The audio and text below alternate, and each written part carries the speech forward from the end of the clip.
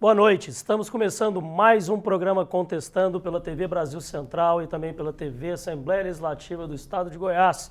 Esse programa que é feito em parceria entre essas duas emissoras e agora de horário novo, sexta-feira, 7h30 da noite, horário mais cômodo, mais tranquilo, que você já chegou em casa, já vai descansar para o final de semana e a gente aguarda a sua companhia para o programa Contestando, que traz sempre convidados e assuntos interessantes para você de casa.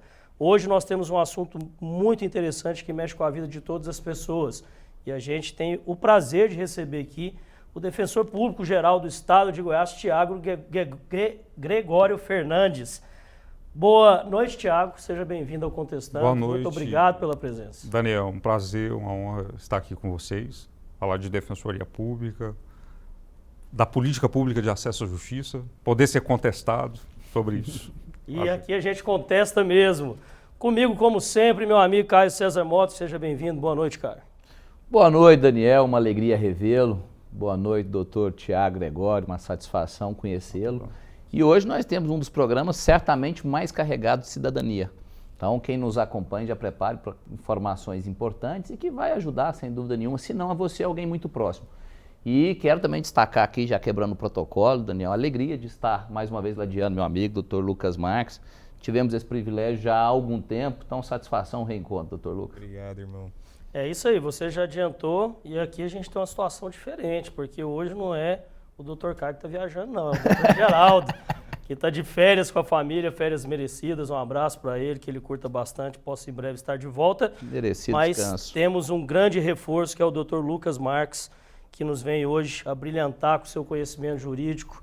Muito obrigado, seja bem-vindo. Boa noite para você, doutor Lucas. Boa noite, Daniel. Boa noite a todos. É uma satisfação enorme estar aqui presente, ladeado aqui de colegas tão especiais, principalmente o doutor Caio, né, que há tantos anos já trabalhamos, né, em conjunto. Então é muito importante esse momento que vamos buscar, né, trazer justamente esse papel, né, da Defensoria Pública aqui hoje, dentre os temas, né, que será debatido e certamente trará aí informação a toda a sociedade de grande relevância que é transmitida aqui pelo programa.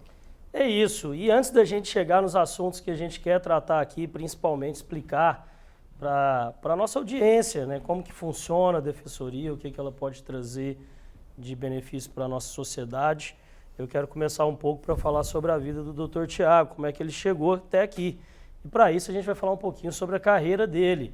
Eleito Defensor Público Geral do Estado para o biênio de 2023 a 2024, graduado em Direito pela UFG, pós-graduado em Direito Civil pela mesma instituição, ex-analista do Tribunal de Justiça do Estado de Goiás, Defensor Público do Estado de Goiás desde 2015, egresso do primeiro concurso de carreira, tendo exercício a função de coordenador do Núcleo de Defensorias Públicas Especializadas de Infância e Juventude da capital, bem como representante por Goiás da Comissão de Criança e Adolescente do Conselho Nacional dos Defensores e Defensores Públicos Gerais.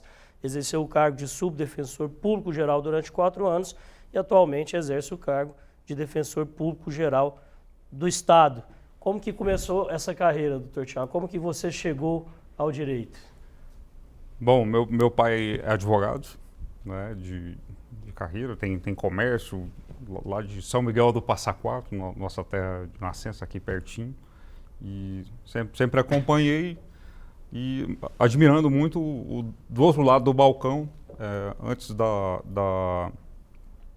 de me formar, tive a oportunidade de ingressar no concurso de analista do TJ e ali fiquei escrivão da infância e juventude por quase 10 anos. E foi quando a primeira vez tive a oportunidade de ouvir sobre Defensoria Pública num congresso de infância e juventude, e aí agradecendo a doutora Maria Socorro, à época com quem trabalhava, ela falou: Tiago, vamos num congresso de infância e juventude, e lá a Defensoria Pública de São Paulo havia se instalado muito recentemente, um defensor público que atuava na infância e juventude, começou a falar sobre defensoria pública e do lado de lá do balcão, vendo as angústias de quem precisava do acesso à justiça, e evidentemente o judiciário tem a sua inércia, o Ministério Público tem seu papel, a advocacia tem seu papel, e faltava um instrumento de acesso à justiça no meu estado. Foi quando ouvi pela primeira vez Flávio Américo Fraceto defender teses relacionadas ao acesso à justiça na infância e juventude. E quando coincidiu de eu ver a instalação da comissão do primeiro concurso da Defensoria Pública em 2010. Nosso concurso durou quase 4 anos, Daniel, com muita luta, ação popular, reuniões. Eu brinco com meus colegas de concurso, se não viesse pela aprovação, que viesse por uso capião tantas reuniões de luta pela Defensoria Pública do Estado de Goiás. A Defensoria do Estado de Goiás foi uma das últimas a se instalar nos moldes constitucionais. Me permita contar o final da história. Claro. Isso já com quase 4 anos de concurso, primeira fase, segunda fase, estava marcada a prova oral, teve uma suspensão em razão de um questionamento muito legítimo de eventual desvirtuamento do edital em relação à prova subjetiva. E o que é muito natural, eventualmente, a suspensão, aliás, permitir que o candidato que o contesta possa vir fazer a prova oral, eventualmente, subjúdice, né? E a gente questionando, deflagrou-se um segundo concurso público da Defensoria, foi quando a gente ingressou, eu e um grupo de colegas, tenho muito orgulho de hoje ladear lá a luta de Defensoria Pública, quando a gente propôs uma ação popular, falando, não, tem que terminar o primeiro concurso antes do segundo. É o que se espera, né? É o que se espera, precisamos resolver isso. E aí, doutor Ricardo Prata, eu falo com muito carinho em relação à forma como ele nos acolheu, isso na véspera do mês de maio. E aí eu me lembro de despachar com ele, claro, com muita suspeição, era o desejo de começar a Defensoria Pública, de levantar a voz numa sala de audiência lá e dizer assim, doutor Ricardo Prata, esse processo aqui da Defensoria Pública, se não for, é um dos mais importantes que tramita hoje no judiciário brasileiro. E aí ele, com muita elegância, falou assim, olha, não tem processo mais ou menos importante que tramita no Poder Judiciário, não. Porque cada um tem a sua carga de legitimidade, sua carga de acesso à justiça. Então não tem processo mais ou menos importante, porque também não tem justiça mais ou menos justiça. Rapaz, que lá foi um balde de água fria, né, de quem esperava um direcionamento. Eu estava acompanhado de outros colegas, o presidente da Associação Nacional das Defensorias Públicas, e a gente teve fôlego para contra-argumentar, para contestar, com muito respeito e tomado o baque, dizendo assim, a importância do processo da Defensoria Pública é no sentido de que muitas ações que hoje estão no Judiciário poderiam ter sido evitadas em razão da presença da Defensoria Pública, sua vocação na tutela extrajudicial. E também muitos processos que nunca vão chegar por falta da Defensoria Pública. E me recordo da minha vivência de Poder Judiciário, de estar de trás do balcão, mães ali desassistidas para resolver pensão alimentícia, pessoas em situação de rua, adolescentes em situação de privação de liberdade. Uma semana depois, no dia 19 de maio, que é o Dia Nacional da Defensoria Pública, o doutor Ricardo Prata revoga a liminar e autoriza, nos permite a prova oral da Defensoria Pública, 2014. A gente toma posse em 2015. É isso. Coisa boa. A gente vê que é uma história de luta, mas uma história muito curta, né? Isso. Nós temos pouco tempo, principalmente no estado de Goiás, de Defensoria Pública. E aí eu queria começar esse nosso debate, essa nossa conversa, pelo que a gente mais escuta quem lida dentro do direito e sempre escutou no nosso país. E esses números talvez façam com que essa impressão tenha embasamento. A justiça no Brasil é só para quem tem dinheiro? Não pode ser. Isso eu escutei na audiência pública, estamos fazendo uma rodada de audiências públicas, de orçamento participativo, o orçamento da Defensoria Pública comparativamente menor, o tamanho da necessidade de sua expansão, e a gente compreende, inclusive, o contexto orçamentário, fiscal do Estado de Goiás, e a gente tem, com um diálogo muito republicano com a Assembleia, com o Executivo, avançado significativamente. Mas escutei na audiência pública um colega com muita sabedoria dizendo, olha, a razão de ser do judiciário é a conflituosidade. O doutor Caio, inclusive, falou aqui mais cedo. O judiciário se instala com base territorialmente, inclusive, onde há um contexto de maior conflituosidade.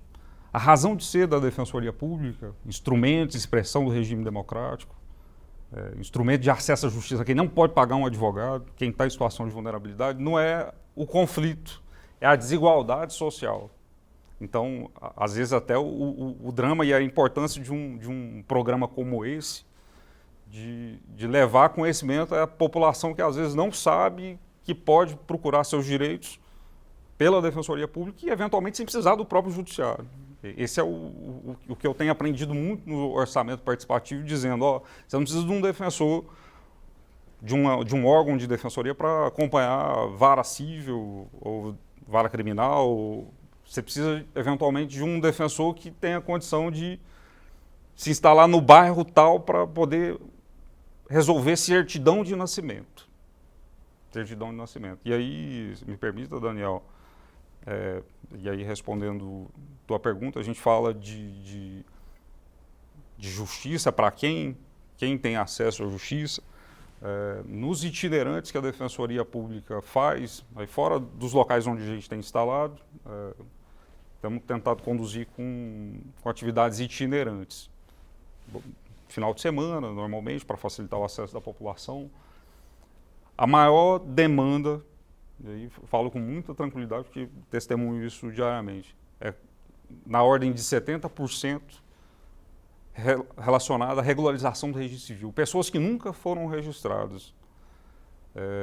Em Águas Lindas, agora, no último mutirão, eu falo que quando a Defensoria Pública vai, às vezes pode esperar um público do tamanho da Madonna no Rio de Janeiro.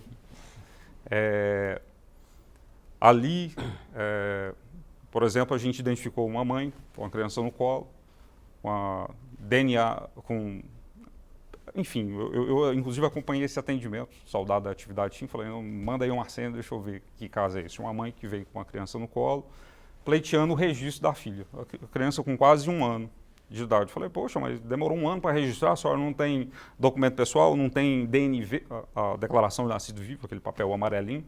Ela foi e arrancou o papel amarelinho da carteira, da bolsa, né? Eu falei, não, com isso aqui a senhora pode ir no cartório. E aí ela vira para mim, e é sempre um choque de realidade. Ela falou assim, moço, eu não dou conta de ir até o cartório, e aí falou aqui do município de Águas Lindas, cujo cartório fica a uma distância de 50 minutos, o que demandaria um custo de um Uber, não tem transporte coletivo, e o Uber custaria aí, do orçamento dela algo em torno de 50, 100 reais, e de volta. Essa é a realidade do acesso à justiça. Então, muitas pessoas sequer conseguem ter o documento pessoal. Um outro caso atendido aí no mutirão do Meu Pai Tem Nome, a gente oportunamente vai falar sobre isso, se me permita também. Eu gosto de contar os casos para poder exemplificar o que é o papel da Defensoria Pública. E até contextualiza, né? Vai contextualizando. Maicon, o nome dele, nos procura querendo reconhecer a filha. Eu falei, mas é espontâneo, precisa de DNA? Não, é minha cara, minha filha, não tem dúvida, ele com família constituída. Eu falei, mas qual a dificuldade do senhor? O senhor não conseguiu reconhecer a paternidade? Moço, eu não tenho documento. Eu tenho esse documento aqui. Aí ele tirou, Daniel, Tocar, doutor Lucas, um alvará de soltura. Eu nunca me esqueço desse atendimento. O alvará de soltura de uma audiência de custódia recentemente realizada, em que ele havia feito um documento falso de carteira de motorista para subsidiar um documento de identidade. E aí, evidentemente, numa primeira abordagem, viu a falsidade, a grosseira falsidade do documento, e evidentemente que crime, não se contesta a persecução penal, aí, o processo criminal. Mas ele estava preocupado de não perder o alvará de soltura, que era o primeiro documento que tinha lá o nome dele, o nome que ele se identificava. Ele tendo vivenciado na infância situação de rua, a mãe falecida, o pai usuário de droga, enfim. Mas ele disse que se encontrou com a namorada, constituindo união estável e depois, na sequência, tendo a filha. E foi bem no auge da pandemia esse atendimento, inclusive, em que ele falava assim, nossa, eu precisava tanto documento para me poder vacinar, né? Fazer uma carteira de trabalho, reconhecer a união estável, enfim. E são demandas que às vezes a doutrina, a jurisprudência, os livros jurídicos, a jurisprudência às vezes não se debruçam, né? A necessidade do CPF, até para fazer um cadastro no Projude, o CEP, o sistema não é pensado para acudir esse tipo de demanda, né? E me lembro desse caso em específico porque a gente até chegou a confabular como é que nós vamos construir a ação de registro tardio, porque ele noticiava que o cartório havia pegado fogo, onde ele nasceu, não tinha testemunha. E é uma responsabilidade muito grande você entregar um documento novo sem o necessário cuidado do lastro. Né? E aí a compreensão, primeiro, de que ninguém faz acesso à justiça sozinho. Fundamental a Defensoria Pública ter as parcerias com o sistema. A gente tem uma parceria muito bacana com a Associação Nacional de Registradores do Brasil, que permite solicitar uma certidão, é o poder de requisição que a Defensoria Pública tem, muita gente não sabe dessa prerrogativa, de requisitar com muita agilidade uma certidão negativa de registro, e o lastro dele, enfim, e a prova, Daniel, isso é muito interessante. É o testemunho dele, a fala, é o depoimento pessoal, porque não tem outro documento. E na dúvida, e essa é a tese jurídica que a gente tem utilizado, inclusive nos atendimentos à população de rua. Na dúvida, há de se prevalecer a cidadania. Então, se alguém um dia contestando a eventual identidade, que a presunção seja da declaração em favor da cidadania. E aí esse rapaz, com muita... Tá aqui, acompanha, lembra disso, né? O orgulho dele de reconhecer a paternidade, de ter o primeiro documento em mão. Então, esse tipo de atendimento ele é muito comum na Defensoria Pública. Então, o acesso à justiça é só para quem tem dinheiro? Evidentemente que não, mas a gente tem que falar muito antes da própria justiça, a própria cidadania. É isso. Doutores. Na verdade, existe claro que quem tem condição de pagar, de contratar um advogado, que entenda que seja aquele que melhor compreende o seu direito, até porque a gente tem uma série de especialidades, né, de especializações dentro do sistema jurídico.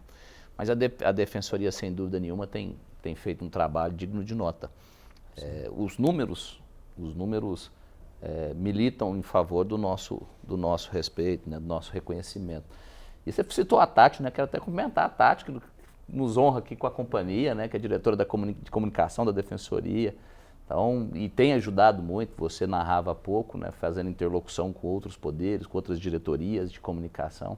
Então, tem alinhado, está muito bem alinhada a Defensoria Pública as funções e o exercício delas. Exato. A comunicação tem esse papel fundamental de educação de direitos e por isso, mais uma vez, agradecendo a oportunidade de falar sobre defensoria, sobre acesso à justiça. Então, a população, às vezes, desconhece a possibilidade de buscar seus direitos. Aí não é um favor, tem previsão constitucional de buscar seus direitos pela Defensoria Pública. Nós fizemos agora, já é o segundo ano consecutivo que fazemos um mutirão de educação infantil. Então, muitas mães, no começo do ano, procuram a Defensoria. Mães, avós, tios, aí vem ver um contexto de vulnerabilidade, né? Noticiando dificuldade de acesso à educação infantil, creche, não conseguiu matrícula, né? E é algo que se repete todos os anos. Todos os anos. E tem previsão constitucional, o direito à educação, compreende as limitações, mas qualquer cidadão que procura um advogado, bateu na porta da justiça, é possível buscar outros meios, seja por meio de bloqueio de verbas públicas para subsidiar uma matrícula numa instituição privada ou até mesmo se identificando se houve alguma burla ou falha na identificação da fila, do seu lugar na fila na escola pública, né?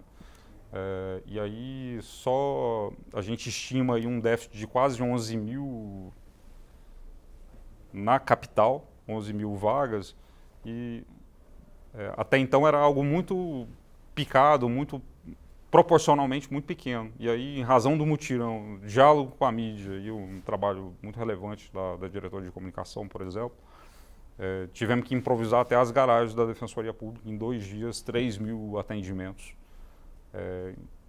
Buscando o diálogo com o município, solução extrajudicial, tentando priorizar crianças com deficiência, mães que criam seus filhos sozinhas, outros tipos de vulnerabilidade, criando outras estratégias. E esse trabalho de massa da Defensoria Pública traz um subsídio muito bacana, muito robusto, para dialogar com os poderes, os outros poderes, para além do acesso à justiça, não é só o Poder Judiciário, às vezes é um projeto de lei, às vezes é uma disposição orçamentária na lei municipal que traz um direcionamento, inclusive é mais econômico para o próprio município, aliás, dinheiro de todos. Então, Tiago, nós falamos, né, você citou algumas atividades da Defensoria Pública no âmbito extrajudicial, que é o registro civil, falamos agora do direito a vagas, né, nas escolas e creches, para aqueles que dependem do poder público, mas ainda há alguns que entendem que não conseguem ver a amplitude do trabalho da Defensoria. Para alguns até entendiam, e não são poucos, a gente vê isso com muita recorrência, a ideia de que a Defensoria Pública é só para resolver soluções judiciárias, sendo que não é só o contencioso, não é só aqueles problemas que tendem a desaguar numa demanda judicial. Nós temos todos esses trabalhos. A sociedade pode contar com a Defensoria Pública do Estado de Goiás para quais serviços? Perfeito. A Defensoria Pública, recentemente instalada, então trouxemos aqui que há pouco mais de 13 anos, né, de instalação. Nós estamos na comarca de Goiânia, instalados na comarca de Goiânia, Aparecida, Trindade, Inhumas, Anápolis, Lusiânia e Valparaíso. Existe um plano de expansão, inclusive que é público, que a sociedade, o orçamento participativo, inclusive, é para ampliar as reflexões de como expandir. E tem itinerante também, né? Bom destacar. Só me interrompendo, para a gente ter uma noção, deixar claro para o telespectador. Pelas regiões que o senhor citou, então a gente conseguiria atender diretamente cerca de 3 milhões de pessoas. Isso, exatamente. Então nós ainda temos 4 milhões de pessoas no estado que não têm esse acesso direto ao serviço. A Constituição fala que até 2022, aí passou, a Defensoria Pública estivesse em todas as comarcas.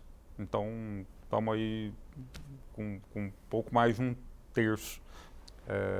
Pois bem, nessas comarcas em que estamos instalados, a gente consegue fazer uma assistência jurídica integral, desde o extrajudicial, priorizando o extrajudicial, mas fazendo o judicial integral. Então, existe um processo na vara judicial, um processo de pensão alimentícia, em que a mãe pleiteou pensão, reconhecimento de paternidade em face do pai. O pai precisa de defesa também, porque senão o processo não anda. A Defensoria Pública faz assistência jurídica nos 2 polos. Isso é possível. Nas demandas cíveis, consumidor, regularização imobiliária. No criminal, a Defensoria Pública, e aí em relação ao criminal e ao plantão, quero trazer uma novidade desse último ano, né? Em matéria criminal, quem está em situação de vulnerabilidade pode procurar a Defensoria Pública, acompanha o processo desde de audiência de custódia até a execução penal, numa privação de liberdade ou em outras penalidades em meio aberto. E esse atendimento, necessariamente, ele é físico ou teria alguma possibilidade desse atendimento ser virtual para as pessoas que estão situadas nessas localidades? Perfeito.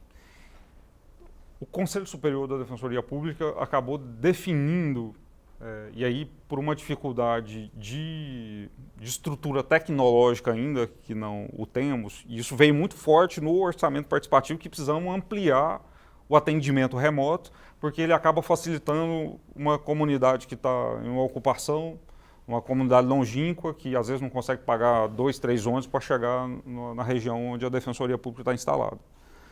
Mas enfim, em razão da pandemia, a gente viu que é possível os atendimentos remotos, mas a necessidade de uma segurança institucional de atendimento. Estamos trabalhando para ter essas ferramentas. O Meu Pai Tem Nome é um projeto piloto que vamos atender de forma remota, sendo possível o atendimento físico. Alguns atendimentos demandam sim o atendimento presencial, em razão da cautela, do seu sigilo, demandas de infância, violência doméstica.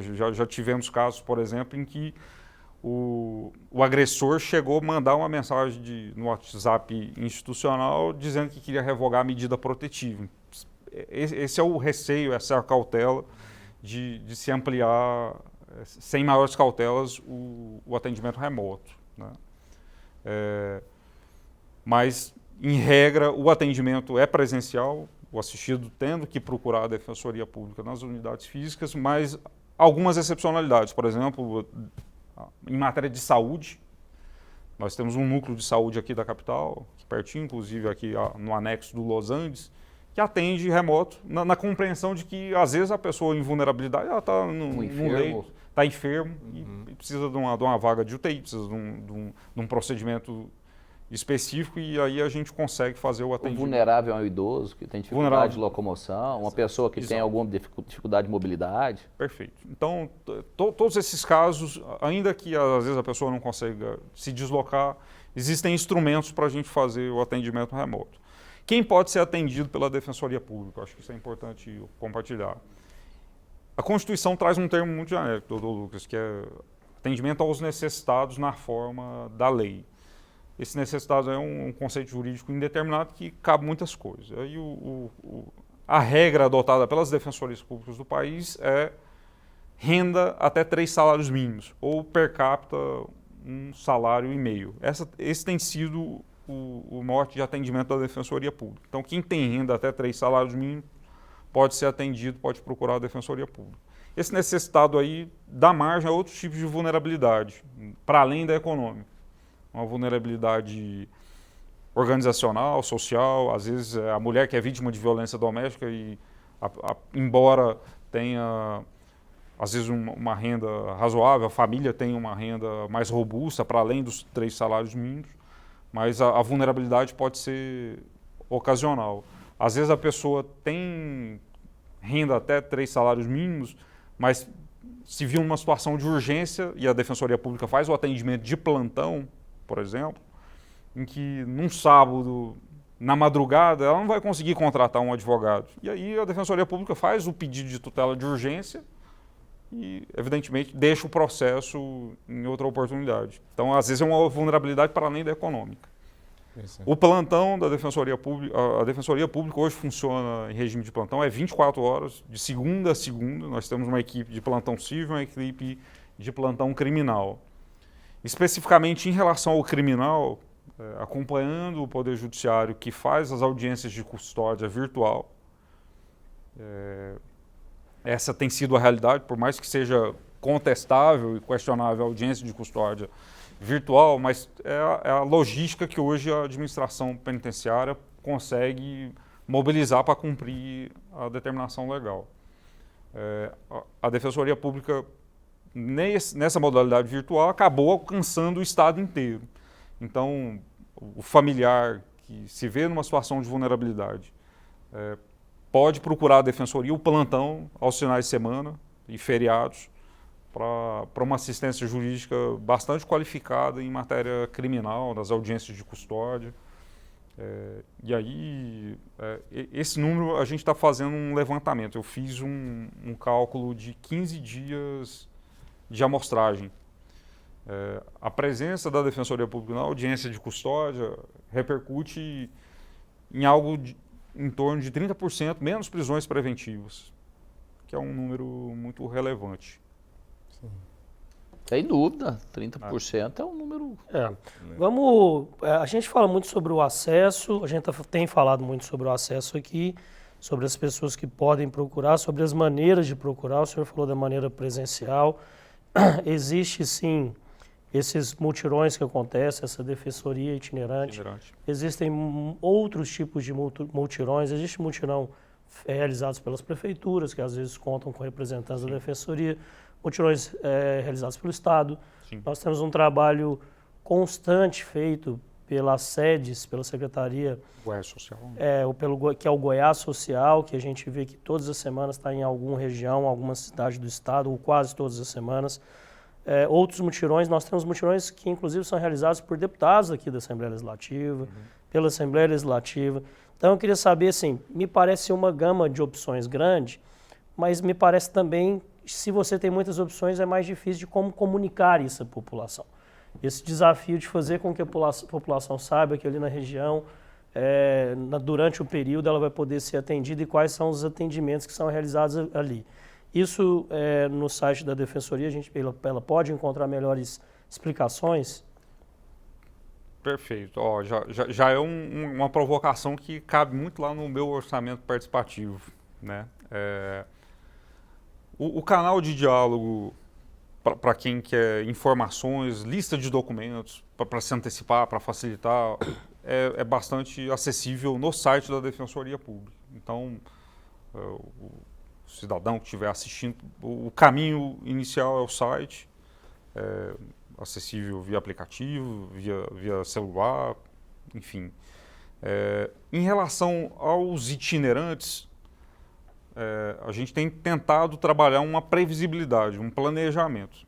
Acaba que é muito importante, muito relevante aproveitar a estrutura de outras instituições, porque você leva uma cidadania integral, né? Então, a SEDES vai, por exemplo, para fazer... vai com a Polícia Civil para fazer o documento de identidade em conjunto, para além de uma ação de registro tardio de nascimento, por exemplo.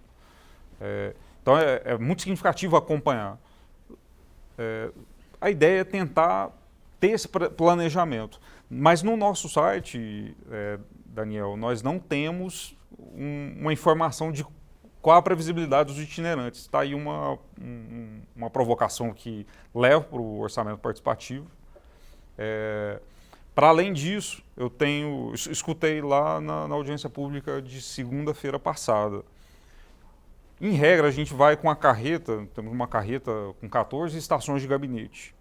E ela é muito robusta, com acolhimento muito digno à população que Eu vi procura. as imagens, uma estrutura muito bem montada. Muito bem montada. Às vezes é numa sexta, num sábado e no domingo. Mas o custo de deslocamento, de articulação, valeria às vezes ficar a semana inteira, porque às vezes a comunicação que melhor funciona, além de educação de direito como essa aqui, é do próprio assistido que mora numa situação de vulnerabilidade. Ele vai assim, não, deu certo lá na Defensoria, resolvi lá no mesmo dia uma homologação de divórcio, acordo de alimentos e exame de DNA. Ele vai noticiar isso, só que aí no dia seguinte, que o cara está trabalhando, a família está trabalhando, a Defensoria já foi embora. Então, a reflexão que veio no orçamento participativo é no sentido de que a gente priorize itinerantes para ficar pelo menos uma semana, de forma a dar mais fôlego aí para que essa comunicação aconteça no boca a boca do próprio assistido, a pessoa que vive numa região de maior vulnerabilidade. Sobre essa questão do orçamento participativo, às vezes quem está assistindo não consegue compreender bem a dimensão, né, do conceito, o que é. Poderia nos explicar melhor? Sim, é pilar da República, pilar da administração pública, a transparência fiscal, a cidadania fiscal exercida por meio da participação popular. Então, o orçamento da Defensoria Pública, ele é apresentado para ser, aliás, as peças orçamentárias que vão compor o orçamento são encaminhadas pela própria Defensoria Pública, conforme limites da própria lei de diretrizes orçamentárias, né? Até um limite X e tal, mas a proposta, em razão da autonomia e independência da Defensoria Pública, é de a gente encaminhar a sugestão de orçamento para poder executar o que precisa fazer, né? Mas, por exemplo, o orçamento é X e o tamanho da demanda é 10 vezes X. Essa, de fato, é uma conta muito real. Onde a gente vai priorizar? Eu vou priorizar colocar uma defensoria, um órgão de atuação fixo lá em Águas Lindas, que é o maior IDH menor IDH de Goiás, por exemplo. Que é o índice de desenvolvimento humano, para quem não índice acompanha. de desenvolvimento humano, maior incidência de demanda de CAD único, de Bolsa Família, por exemplo, ou, em vez de gastar com uma estrutura fixa lá em Águas Lindas, é preferível Ações pontuais. ações de carreta itinerante, por exemplo, com periodicidade, enfim. Essas são reflexões que cabe ao Conselho Superior, com a sua autonomia, bater o martelo, mas ouvir a população sobre isso é muito relevante. Então, esse é o orçamento participativo em que nós não estamos... o foco lá não é a conta, o custo disso, mas é onde investir com prioridade com o orçamento que existe. É como executar. O tanto, Como de, executar. O tanto de Isso. demandas que existem com um orçamento parco. Exato. É fazer o que o brasileiro faz. Exato. É. A gente está falando, inclusive, de uma situação que é interessante, porque, assim, interessante do lado do lamentável, mas, infelizmente, a nossa realidade, a gente tem que trabalhar em soluções para melhorá-la. A gente escuta e se tornou até um dado para mostrar a vulnerabilidade ainda do povo brasileiro, que mais da metade da população brasileira não tem acesso à água, não tem acesso ao encanamento, à água encanada, rede de esgoto. Mas aí a gente chega à conclusão aqui que uma grande parte da população não tem acesso sequer ao seu nome, ao seu registro. Não existem perante os olhos do Estado. Então, o papel da Defensoria é importante nesse sentido. O primeiro direito que você tem, que é o direito de existir. E dentro desse direito de existir, existe um muito importante também, que é o direito aos seus pais. E a Defensoria tem esse projeto, Meu Pai Tem Nome. Eu queria saber do que se trata esse projeto que foi criado pelo Estado de Goiás, pela Defensoria Pública do Estado de Goiás em 2019. Foi adotado como modelo de ação de reconhecimento de paternidade e maternidade pela Defensoria Pública Brasileira, o que nos orgulha muito. Projeto criado aqui no Estado de Goiás, que virou modelo para o resto do Brasil. Fala para a gente um pouquinho sobre isso. Perfeito. Então temos bastante orgulho do projeto. Inclusive, o nome dele traz uma frase que é a frase do protagonismo do assistido, dessa pessoa em situação de vulnerabilidade, que desses diversos atendimentos ordinários e extraordinários de forma itinerante, normalmente quem está na triagem pergunta assim: o senhor não tem nome, não tem pai? Qual o nome do seu pai? Seu pai não tem nome, não? Aí o assistente fala: não, meu pai tem nome sim, só que ele não registrou. Então, meu pai tem nome.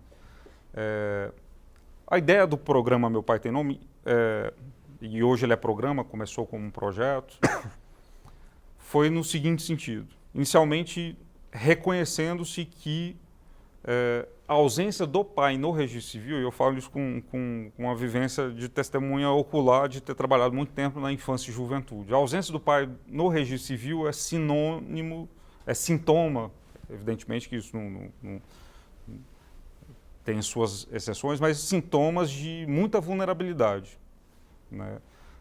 Normalmente, a mãe que sofria violência doméstica, é o pai que está privado de liberdade, é o pai que não tem documento civil, é a dificuldade financeira, é a dificuldade de ir até o cartório, porque não dá conta de pagar a verbação,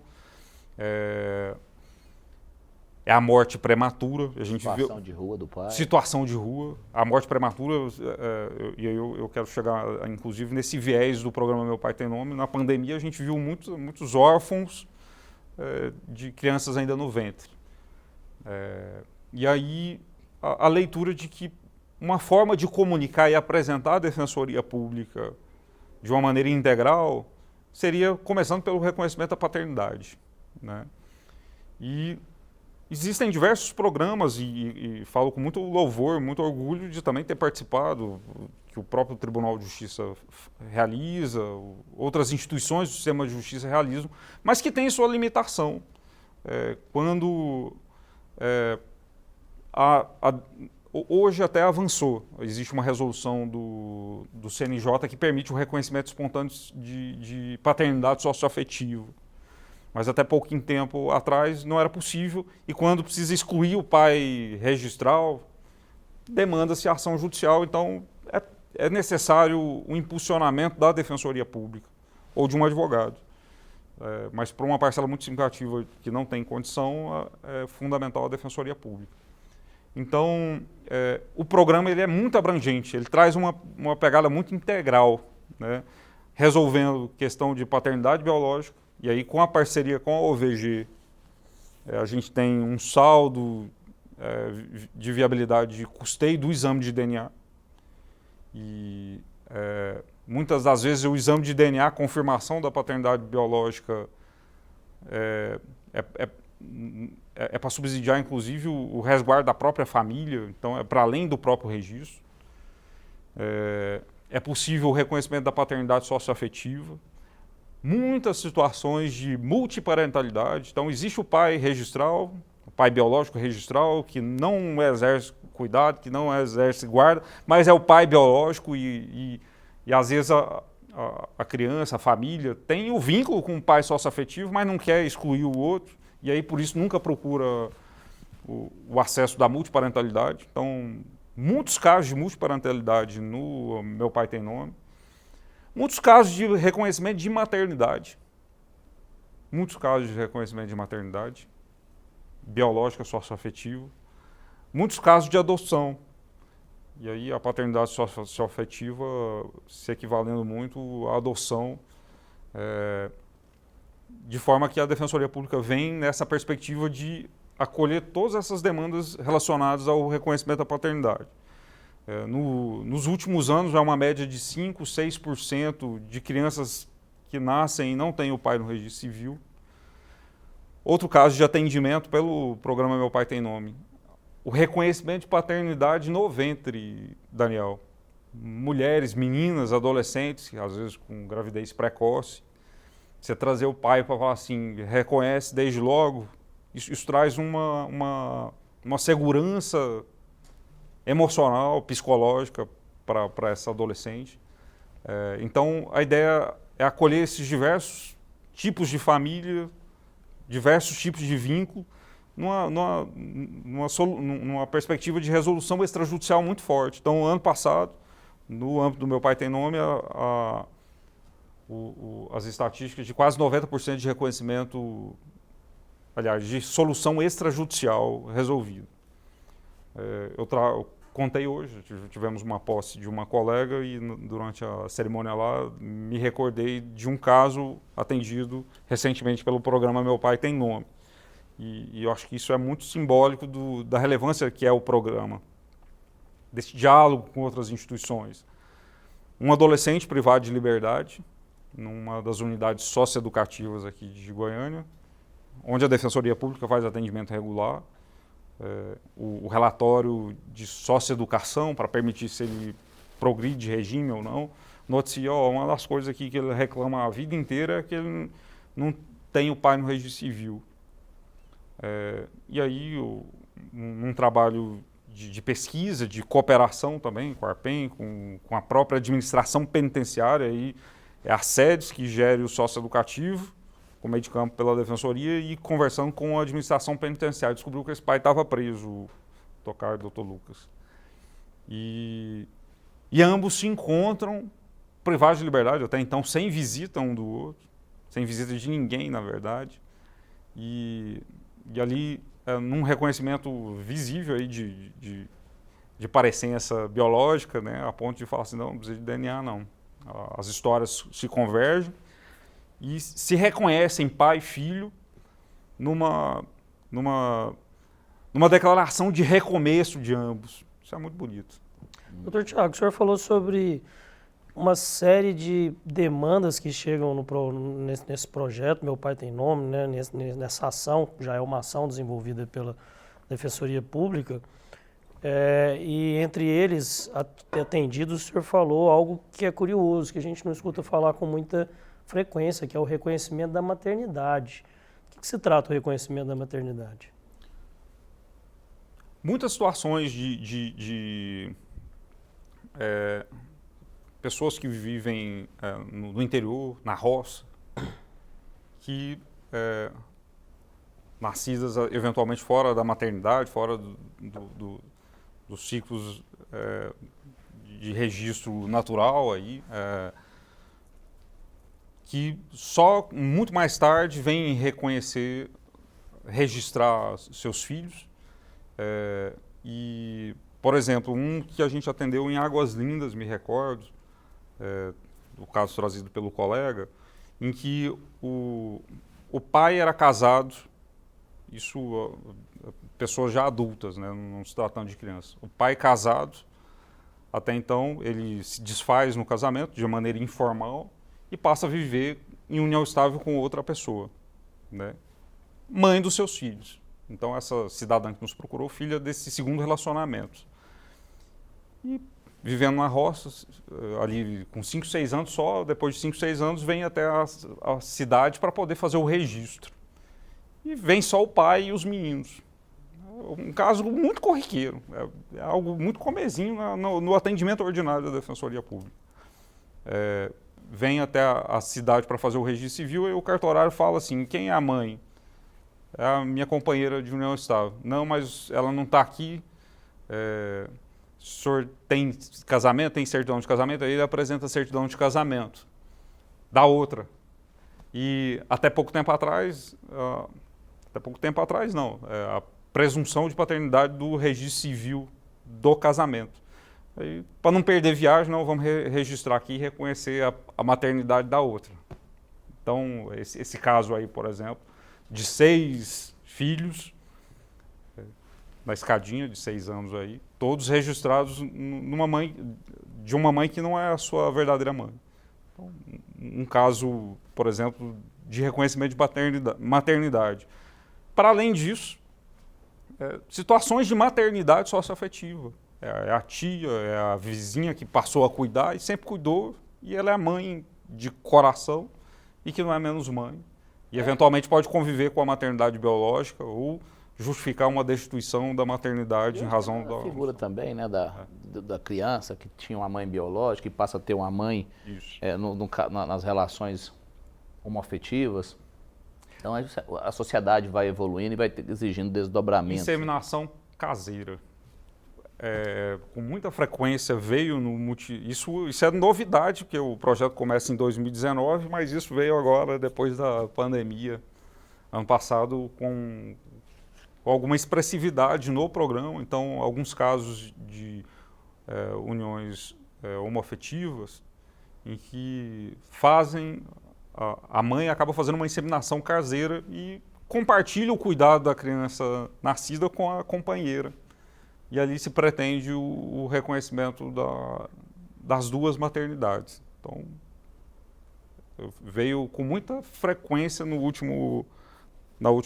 edição do ano passado. Esse tipo de demanda, por exemplo, pode ser atendida pela Defensoria Pública no âmbito do programa Meu Pai Tem Nome, reiterando a viabilidade de atendimento virtual para esse tipo de demanda. O senhor está como defensor público desde 2023, mas na defensoria desde 2015, quando ela foi implantada no estado de Goiás, né? Implementada. Então eu gostaria o senhor já falou por algumas vezes nessa entrevista sobre algumas coisas que aconteceram ou durante ou pós o período de pandemia.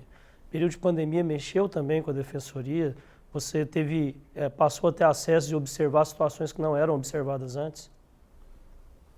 Sim, o incremento da demanda de atendimento à população de rua, o incremento da população de rua, o volume, isso é enaltecido inclusive recentemente pela uma ação de descumprimento do preceito fundamental, uma decisão do Alexandre de Moraes, né, que recomenda uma política pública,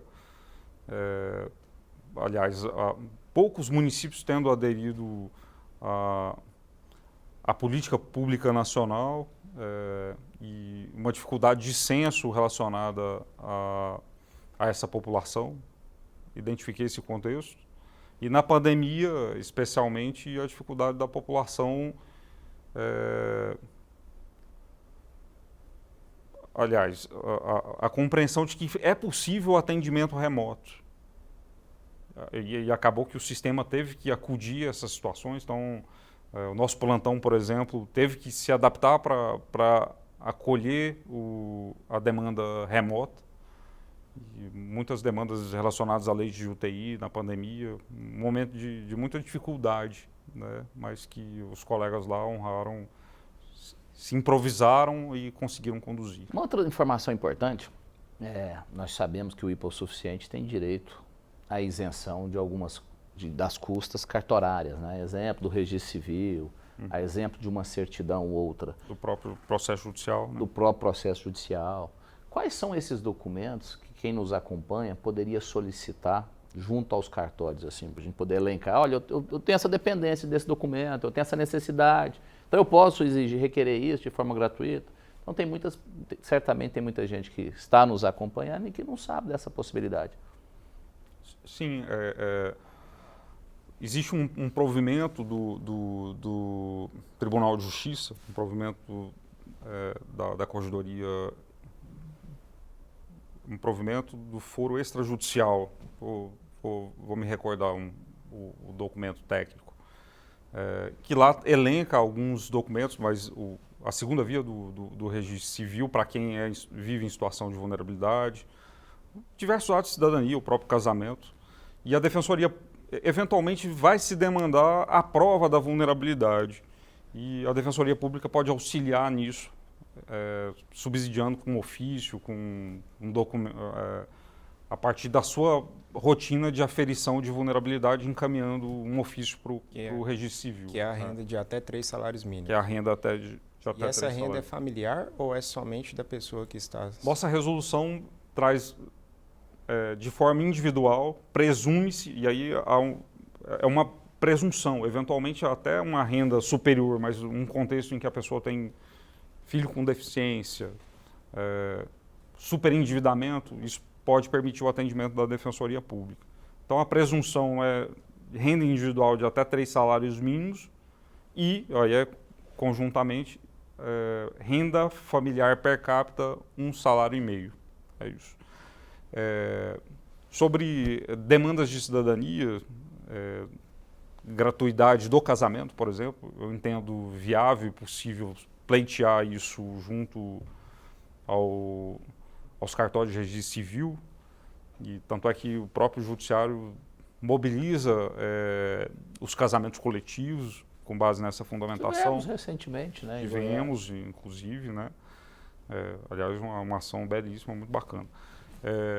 Mas uma demanda que pouca gente conhece, e a gente tem trabalhado elas nos itinerantes, e pode procurar ordinariamente a Defensoria Pública nessas comarcas para esse atendimento, é o reconhecimento da união estável. A pessoa vive em união estável.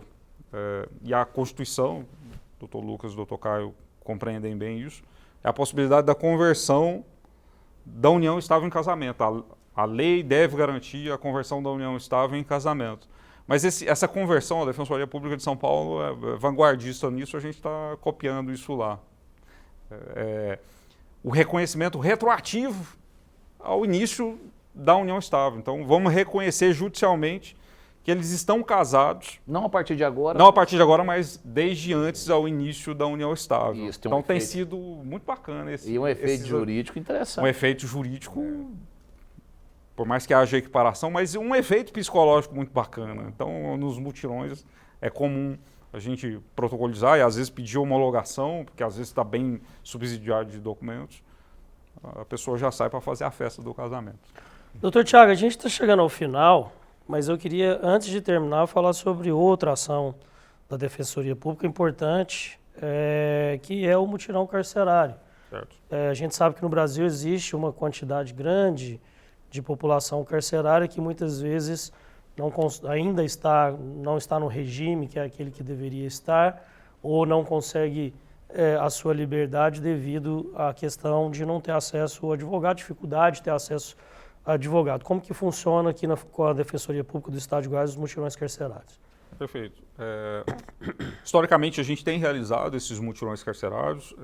Ano 2022, por exemplo, fizemos algo inédito em parceria com a própria Diretoria-Geral de Polícia Penal, de atender toda a população da casa de prisão provisória, 2.500 presos. Gastou uns 15 dias lá em atendimento. E a Defensoria Pública, na lei de execução penal, é órgão de execução penal. Então, ela tem o dever de fazer os mutirões, de fazer as inspeções. E aí, numa perspectiva de assistência jurídica integral, que não se conflita. E aí a gente tem um excelente relacionamento com a própria OAB, na compreensão de que não há uma sobreposição à assistência jurídica que já vem sendo feita pelo advogado em relação ao processo de execução penal, ao processo criminal. O papel da Defensoria Pública vem, inclusive, a subsidiar, eventualmente. Os relatórios, por exemplo, podem ser aproveitados pela defesa constituída, os relatórios de inspeção, os direcionamentos de tutela coletiva, por exemplo, podem ser absolutamente aproveitados pelo patrono, advogada que faz a defesa particular, né? Mas em razão da relevância disso, e aí o mutirão da CPP, por exemplo, ele veio com muita informação de muitos casos de pessoas em situação de vulnerabilidade que, sem imputar responsabilidade para um ou para outro, mas é muito natural, às vezes, um alvará de soltura expedido, que acabou, por falha de sistema, não sendo comunicado. Pessoas que estão ali aguardando um processo, uma carta precatória, um alvará que foi expedido por um outro estado da federação, mas que não chegou aqui no estado de Goiás. Então, muitos casos em que se resolveu a liberdade da pessoa com evidente excesso prisional, às vezes até num diálogo com a própria central de alvarás da administração penitenciária. A partir disso, o próprio CNJ esteve em Goiás aí numa missão ano passado, apontando uma série de demandas que apontam para um estado de coisas inconstitucional que não é particular só do estado de Goiás, né?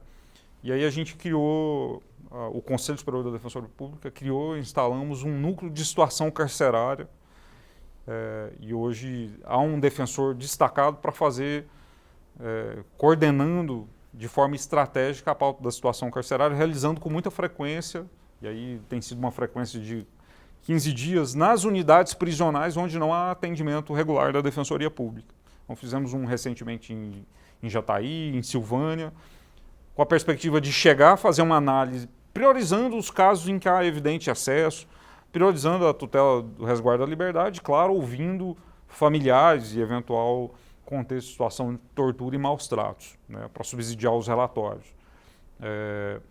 E tem sido uma perspectiva muito bacana no sentido de, identificando unidades prisionais ou regiões em que há um contexto de maior vulnerabilidade, a necessidade de, em breve, a Defensoria Pública ter uma estrutura específica e permanente na região, na unidade prisional. É isso. Bom, eu queria agradecer a presença do Dr. Tiago Gregório Fernandes, dizer que talvez tenha sido um dos programas mais importantes que nós fizemos aqui com relação à informação e com relação à cidadania, a como chegar à nossa população. A TV Brasil Central, ela está no interior do estado, como um todo, nas principais cidades, chega a maioria da população, então é um trabalho que ela faz em parceria com a TV Assembleia para poder levar essa informação para as pessoas que estão aí em casa ouvindo e que pensam, olha, então eu tenho essa possibilidade, então eu posso tirar meu documento, eu posso ir atrás do reconhecimento da paternidade ou qualquer assessoria jurídica que eu achava que eu não tinha condição, você passa a ter através da Defensoria Pública. Vamos fazer outros programas ao longo aí do ano. Assim que a Defensoria Pública tiver mais novidades com relação a projetos também, a gente quer ter acesso a esses projetos para poder divulgar aqui a população.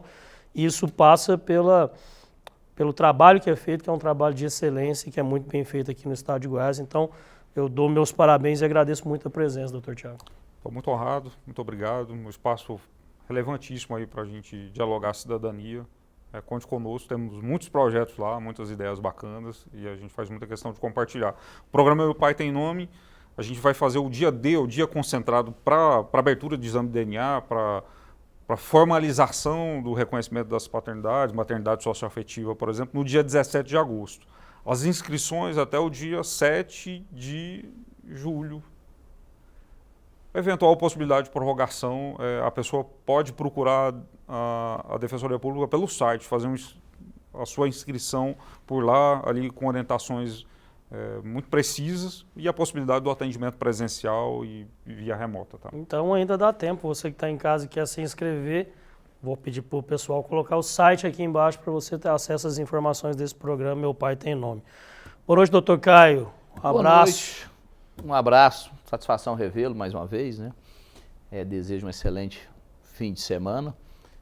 Doutor Tiago, eu no começo do programa enalteci os trabalhos e o faço, me vejo com propriedade, porque os números depõem em favor do trabalho que a Defensoria Pública tem feito em favor dos vulneráveis, e não só do vulnerável, né, não só do hipossuficiente ou vulnerável financeiramente, mas aquele que sofre qualquer tipo de vulnerabilidade. A exemplo, nós falamos, a econômica, a social, e dentre tantas outras. Então, agradeço mais uma vez, o parabenizo. Espero e peço que você leve nosso abraço a todos aqueles que compõem esse importante corpo da sociedade. E agradeço ao Dr. Lucas. Eu falei que tinha tempo que a gente não encontrava, mas era um encontro nas telas, né? Nós dividimos algum programa de TV. É verdade. É isso. Muito obrigado, doutor Lucas, que está aqui conosco hoje, substituindo o doutor Geraldo, e que volta em breve também, porque as férias do doutor Geraldo são uns 45 dias de férias. Obrigado, Lucas. Obrigado, Daniel. Obrigado, Caio. Obrigado, doutor Tiago. Foi uma satisfação enorme, como dito no início do programa, estar aqui presente e conseguir aprender, né, um pouco mais aí a respeito do papel institucional da Defensoria Pública, que é tão importante, né, constitucionalmente sagrado aí para a defesa dos necessitados, propriamente dos vulneráveis, e que, assim, que esse trabalho continue persistindo, né, com afinco e com apoio, né, não só do Estado, mas de todas as outras instituições, inclusive o AB, né, inclusive todos os atores que estão ali diretamente ligados ao sistema judiciário. Né? Parabéns. É isso, eu agradeço a você também pela presença aqui no Contestando, por acompanhar esse programa. A gente volta sexta-feira que vem, às 7h30 da noite, com mais um programa exclusivo. Você acompanha as nossas reprises aí, domingo, meia-noite, reprise na quarta-feira, você pode acompanhar de novo, ou pelo YouTube da TV Brasil Central, onde você encontra os nossos programas também. A gente se vê então sexta-feira que vem, 7h30 da noite. Fiquem todos com Deus, um abraço e até lá.